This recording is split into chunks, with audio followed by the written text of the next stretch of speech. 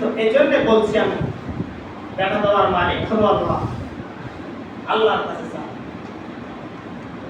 আল্লাহ দিয়ে দেবে আমাদের।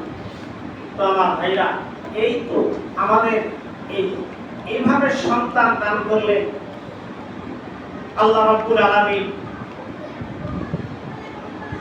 বয়স অনেক হওয়ার পরে সন্তান দিলেন, আল্লাহর কাছে প্রার্থনা করে তারপরে এই সন্তানকে আবার আল্লাহ হুকুম করলেন কোরবানি করার জন্য।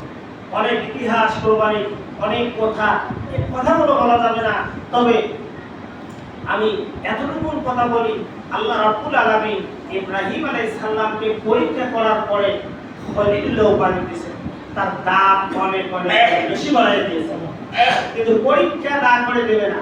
আমার বাবা যদি পরীক্ষা করতে পারে, আমাদেরকে আমার আল্লাহ পরীক্ষা করবেন কি করবেন না?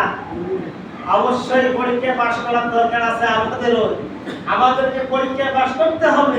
তাই জন্য আমি বলি, কোরবানির অনেক সওয়াব, এই কোরবানি আমাদের সকলকে করা দরকার। আমি মনে করি অন্তত পক্ষে শরীর থেকে একাই না পারেন দুজনে করেন, দুইজনে না পারেন তিনজনে করেন।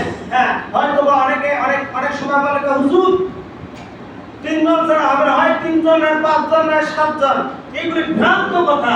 আপনি দুজনে করেন, আপনি তিনজনে করেন, চারজনে করেন, পাঁচজনে করেন, ছয়জনে, সাতজনে, আপনি সাতের অতিক্রম করা যাবে না। এর মধ্যে জয়জন আপনার হয় কয়জনে করেন, সমস্যা নেই।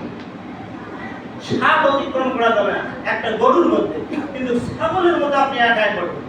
যদি পারেন ছোট, যা পারেন আলহামদুলিল্লাহ সামর্থ্য অনুযায়ী আপনি করেন। বিশাল নেকি আল্লাহ দান করেছেন, এই নেকিগুলো আমাদের সকলের জন্য আমলনামার মধ্যে জমা হয়ে যায়। আল্লাহ পাক রব্বুল আলামিন যেন আমাদের এই কোরবানি নেকি এবং কোরবানির ফজিলত জন্য আল্লাহ আমাদের সকলকে দান করেন। সকলে বলেন আমিন, আরেকবার বলেন আমিন।